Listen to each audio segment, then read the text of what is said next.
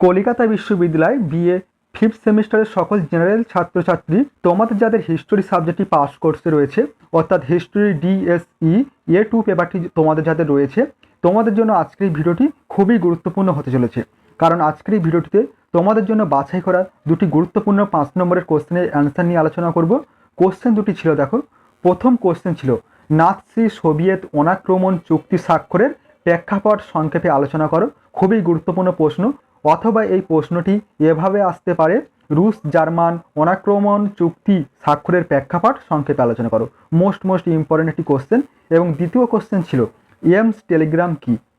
এই যে দুটি কোশ্চেন তোমাদের জন্য রাখা হয়েছে খুবই গুরুত্বপূর্ণ, তাই বলবো সম্পূর্ণ ভিডিওটি তোমরা দেখবে এবং অবশ্যই এই ভিডিওটি তোমাদের বন্ধুদের কাছে শেয়ার করে দিও।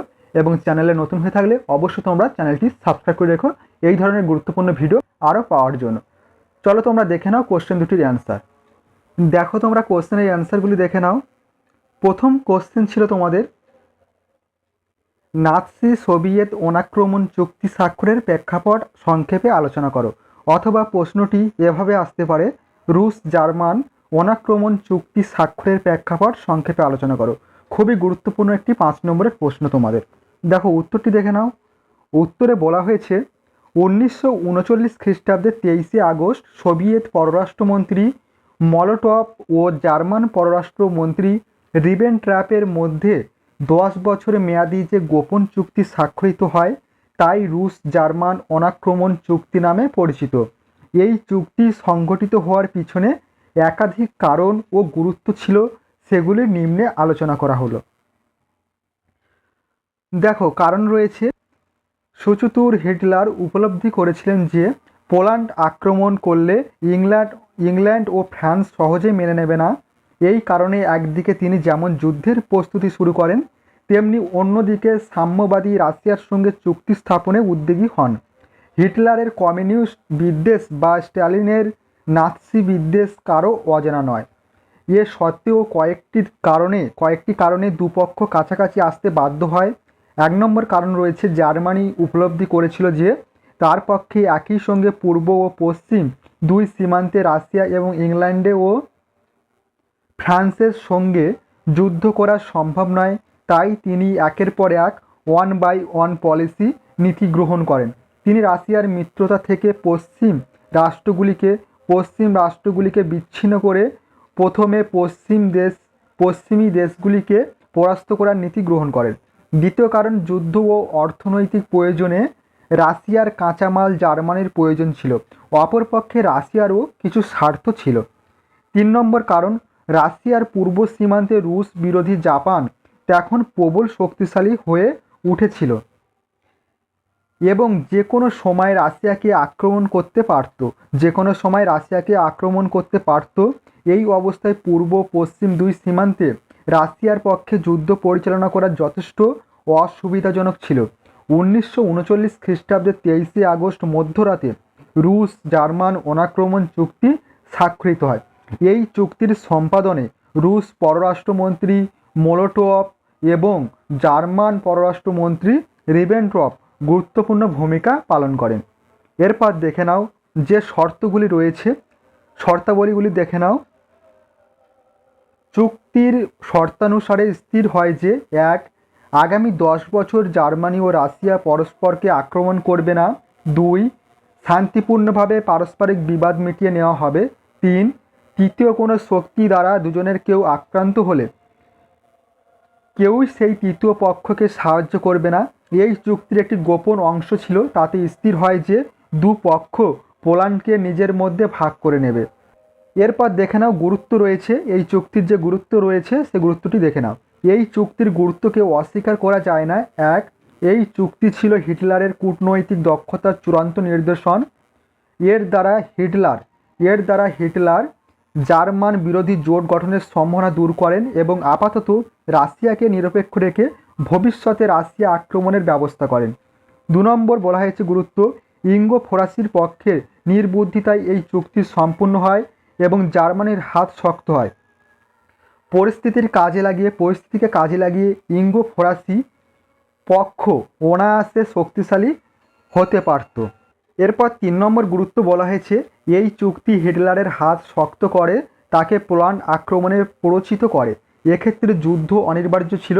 রুশ মিত্রতার ফলে জার্মানিকে একই সঙ্গে পূর্ব ও পশ্চিম দুই সীমান্তে যুদ্ধ করতে হয়নি। 4 নম্বর গুরুত্ব বলা হয়েছে দ্বিতীয় বিশ্বযুদ্ধ এমনিতেই সংঘটিত হতো, কিন্তু এই চুক্তি দ্বিতীয় বিশ্বযুদ্ধকে ত্বরান্বিত করেছিল। এই চুক্তি না হলে যুদ্ধের ফলাফল অন্যরকম হতে পারত। এই ছিল তোমাদের সম্পূর্ণ কোশ্চেনটির অ্যান্সার। নাৎসি সোভিয়েতের মধ্যে যে অনাক্রম চুক্তিটি হয়েছিল অথবা রুশ জার্মানের মধ্যে অনাক্রম চুক্তি, সম্পূর্ণ প্রশ্নটির অ্যান্সার নিয়ে আলোচনা করা হলো। অবশ্যই তোমরা এই কোশ্চেনের অ্যান্সারটি খাতায় নোট ডাউন করে নিও এবং ভালোভাবে প্র্যাকটিস করো। অবশ্যই তোমরা উপকৃত হবে। এরপর দেখে নাও পরবর্তী নেক্সট কোশ্চেন ছিল এমস টেলিগ্রাম কি। মোস্ট ইম্পর্টেন্ট একটি 5 নম্বরের কোশ্চেন। উত্তরে বলা হয়েছে প্রথম পয়েন্ট, এমস টেলিগ্রাম কি।